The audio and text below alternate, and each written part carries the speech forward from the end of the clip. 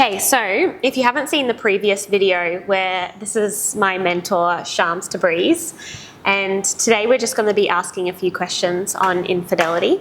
I have one for you now, and that is, why does infidelity run in the family? And I want to expand on that a little bit, because often women come to me and they had heard there was an affair with their parents, or they were impacted by infidelity, and then often it's like, how on earth did I get into this situation? I was deeply hurt by that. That's the last thing I'd ever want to do to anyone else. And now I can't even explain it to my family that I'm in that, because my mum was hurt by being betrayed. And it's just, does infidelity run in the family, and why? Like, what's the link there? There's no need for a deep mystery to this. It really is as simple as children learn by observation. And children discover possibilities through what they experience in their parents. And so when you have a parent who is extremely confident and successful, the child will gravitate equally. Not all of the children necessarily, because everyone has their own unique personality, but they have a greater sense of self and a greater sense of pride and confidence in this world. And so in a situation where worthiness and entitlement? Absolutely, all of this, right? It all plays out. It's almost as if this is the model of who I can become, right? Your parents very much create that identity for you. You're filling their shoes. Of course, you're meant to be much more than that, but that creates almost an echo of identity for you. Blueprint. A blueprint. Yeah. Right?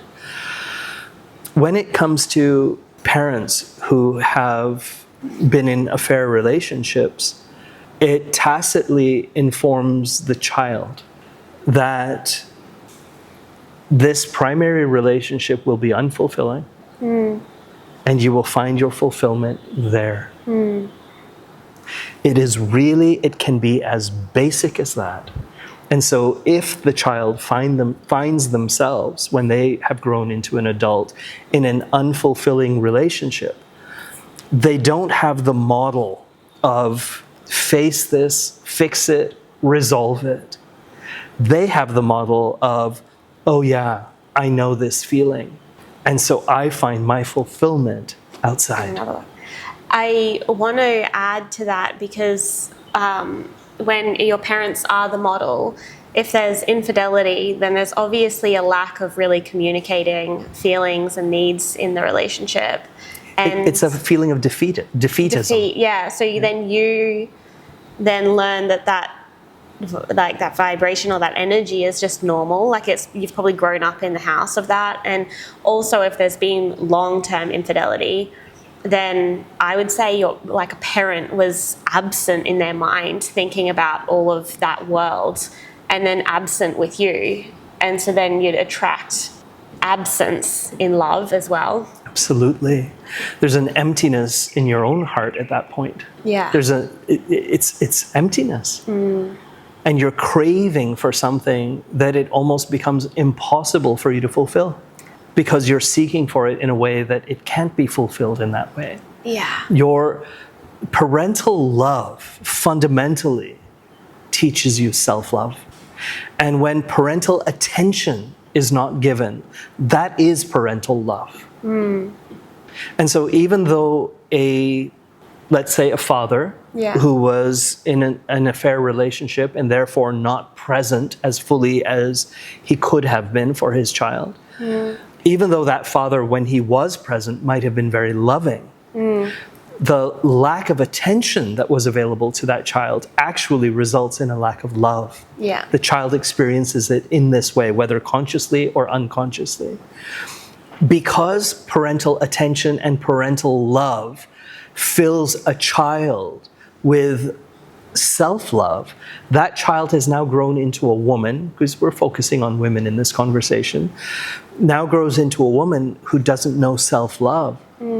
And so even though she is seeking for love in relationship, that will never fundamentally fulfill her.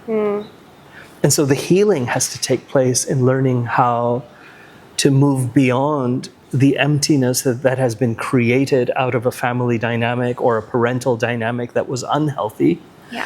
to resolve that and learn how to love yourself, because this is something that has to be learned. It was not something that, unfortunately, for that child was something that happened innately. Yeah, experienced. Yeah. It was not part of that formative years of natural development that does take place within children. That part of the childhood was incomplete. Yeah. And so you're carrying that incompleteness into your adulthood. And the only way to resolve that is to learn how to love yourself. And then from that place, you are empowered. It keeps coming back to empowerment. We spoke about this in our last conversation as well. And this is at the root of our mentorship, is empowerment.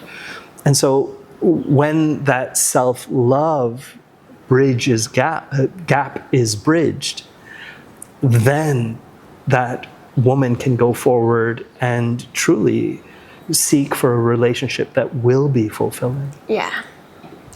I remember you saying not too long ago, actually, that at the crux of it with infidelity is just a deep desire to be loved. Absolutely. And when we look at it that way, it kind of takes off a lot of the judgment that we have with infidelity. It should do. There should be no judgment around this. Yeah. Yeah, beautiful. Yeah. Thank you for answering that.